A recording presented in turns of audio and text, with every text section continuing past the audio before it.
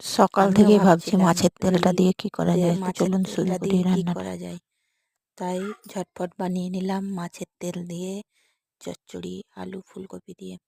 তো চলুন দেখে নিই। প্রথমে আলুটাকে লাল করে ভেজে নিয়েছি, তারপর ফুলকপিগুলো ভেজে নিয়েছি। ফুলকপিগুলো ভেজে তুলে নেওয়ার পর একটুখানি বেগুন দিয়েছি, সেটাকেও ভেজে নিয়েছি হালকা করে। ভেজে নেওয়ার পর দেখুন ভাজা হয়ে গেছে সবগুলো। কড়াইয়ে আবার তেল দিয়ে একটু পেঁয়াজ কুচি, তারপর পেঁয়াজটা বাদামি কালার হয়ে এলে মাছের ডিম তো না, অ্যাকচুয়ালি ওটা মাছের তেল, যেটা আমেরিকান মাছের হয় তেল, ওটা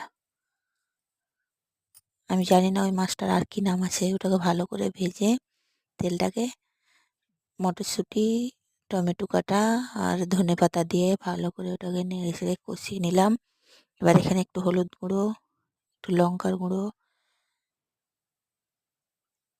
পরিমাণ মতো লবণ দিয়ে, একটু সামান্য পরিমাণে জল দিয়ে, একটু জিরে ধনের গুঁড়ো দিয়ে ভালো করে নেড়ে চেড়ে এটাকে কষিয়ে নেব।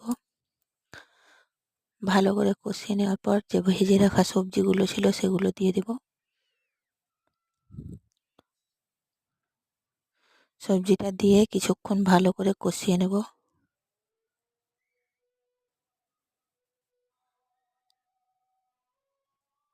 কিছুক্ষণ ভালো করে কষিয়ে নেওয়ার পর এবার এখানে একটু গরম জল দিলাম। যে কোনো সবজি রান্না করলে গরম জলটা দেওয়ার চেষ্টা করবেন, ভালো হয়। গরম জল দেওয়ার পর কিছুক্ষণ ঢাকা দিয়ে রান্না করে দেখুন রেডি হয়ে গেছে।